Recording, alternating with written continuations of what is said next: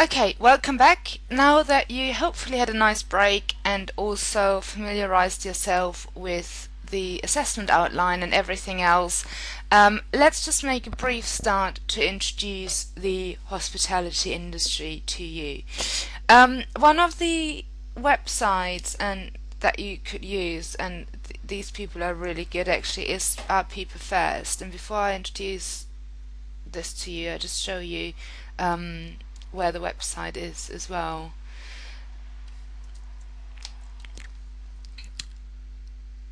Okay, it's peoplefirst.co.uk, and I think it will be one of your main resources actually for this module. What I'm going to do is I'm going to put a link of this website onto Moodle as well, so you don't know where you can just click on it and then get straight onto this.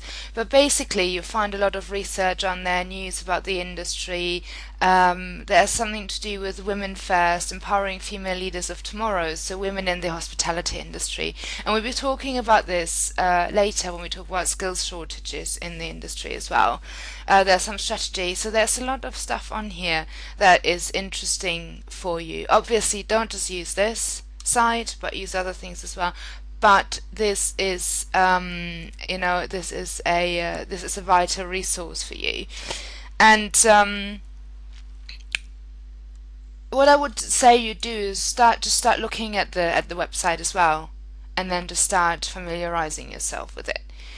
Okay, now according to People First, they represent the 14 industries that make up the hospitality, leisure, travel, and tourism industry as a whole. So it doesn't just talk about the hospitality environment, but obviously about all the other industries that are linked to this as well. They generate over 135 billion pounds a year, so that's in the UK obviously, and employ about 1.9 million, so about 2 million people are employed in the industry, and in almost 200,000 establishments as well, so 180,000 establishments.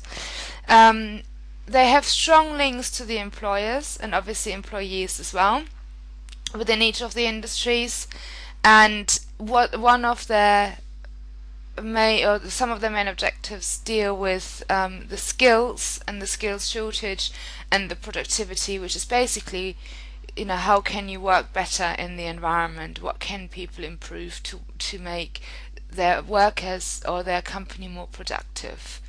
And this again is where you look at contemporary issues. There are 14 sectors within the that People First represent, and it's within, as I said, the hospitality, leisure, and travel and tourism sectors. They're all listed here. So some of them are obviously very obvious, like hotels, restaurants, stuff like that. And then you obviously have travel services, tourist information services, gambling, all these holiday centers. So they're all listed there. I'm not going to go through all of them. Obviously, if you look at hotels, and most of them, they have subcategories as well. So if you look at hotels, you've got your budget hotels, you've got your boutique hotels, your luxury hotels, and all these things there. Obviously, each industry is unique, but many of them have similar characters as well and provide similar things as well, like food, drink, accommodation, and leisure activities. But again, as I said, if you then look at them separately, they all have different aspects to deal with, and they all have different characteristics as well. Now, People First published a report, and it's called State of the Nation Report, and there is an executive summary available on Moodle. Now, what this report says, and the latest edition is from October 2010, so there isn't anything later than that. There are 150,000 businesses in the hospitality, leisure, travel, and tourism sector in Great Britain.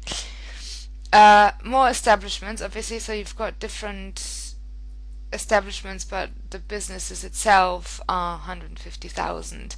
As I said before, almost 2 million people are employed, which is 7% of all UK jobs. This is direct and indirect employment. So obviously the industry has been affected by the recession. And if you think about it, there was a lot of talk about people staying at home, doing domestic holidays, for example. So how good or bad was that for the industry? Obviously, it's got a lot of positive aspects, but also a lot of negative. Obviously, the whole economic crisis has had a huge impact on the industry as well, on the hospitality industry. And the recovery, obviously, is still in its early stages, but we're getting there. Um, Hotel and restaurant employers decreased their workforce by 30%, so that's one effect of the recession. Again, the same with the bar staff, and 22% decline in publicans and managers. Again, this probably just doesn't have anything to do with the recession, but also think back to things like the smoking ban. Yeah, because a lot of pubs had to close because people just didn't go to pubs anymore. However, if you think about it, the event and conference sector comes under hospitality as well, and it's a massively developing sector. This is where the manager position have doubled. So even though some people decrease, other areas have doubled. And chefs and travel agents remain stable over the past 5 years, which is quite, if you think of the tourism industry, it is quite interesting to see that travel agents have actually stayed stable, because there's a lot of talk about travel agents going away from the high street and going online. But as a number of chefs stable as well, which is more for your industry. But what I normally do is I normally give a bit of a background on the tourism industry as well. So because obviously they're all linked together. The workforce is aging, and if you think about it, in 2010, the number of 16 to 19-year-olds fell by 15%. However, the people over 50 rose by 19%. And again, it's all to do with accessibility to jobs, people wanting to work longer, lower pensions, things like that. Employers are still recruiting, and it's always hear people saying, "Oh, the hospitality industry, they always need people." It is true. People always want to eat. They always want to, drink, things like that. But even though there is a recession and there have been declines, the recruitment has still been going on. Chef positions are difficult to fill because you need to have skilled work, you need to have people with the right certificates and the right employment skills as well. There is a massive skills gap within the workforce, and we're going to talk about skills gap a bit in what the three main gaps are in a later lesson. But there are three: is the managerial skills are key concern, customer service skills as well.